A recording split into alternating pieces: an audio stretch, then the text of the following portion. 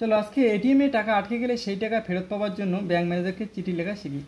Two লিখবো the branch manager, state bank of India, Mathabhanga branch, Coochbehar. Date দিব, subject লিখবো application for refund of money, টাকা ফেরত পাওয়ার জন্য আবেদনপত্র। Sir, most respectfully I beg to state that I Nilu Roy son of Shri Ramu Roy am a consumer of your bank. Sir, গভীর শ্রদ্ধার সঙ্গে আমি জানাতেছি যে আমি নীলু রায় পিতা শ্রী রামু রায় আপনার ব্যাংকের একজন গ্রাহক।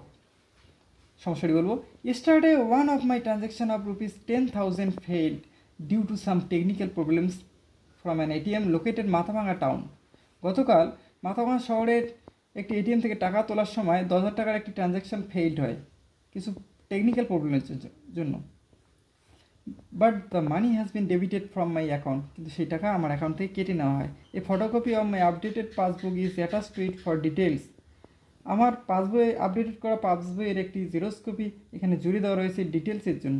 So I am earnestly requesting you to kindly look into the matter and refund the money into my account as soon as possible. সুতরাং আমি একান্তভাবে আপনাকে অনুরোধ করতেছি বিষয়টি তদন্ত করার জন্য আর সেই টাকাটি আমার অ্যাকাউন্টে যত তাড়াতাড়ি সম্ভব ফেরত দেওয়ার জন্য। ডান দিকে ইউজ ফেথফুল লিখে নিজের নাম লিখবো, বাঁ দিকে অ্যাড্রেস দেবো village post district pin mobile number. Thank you.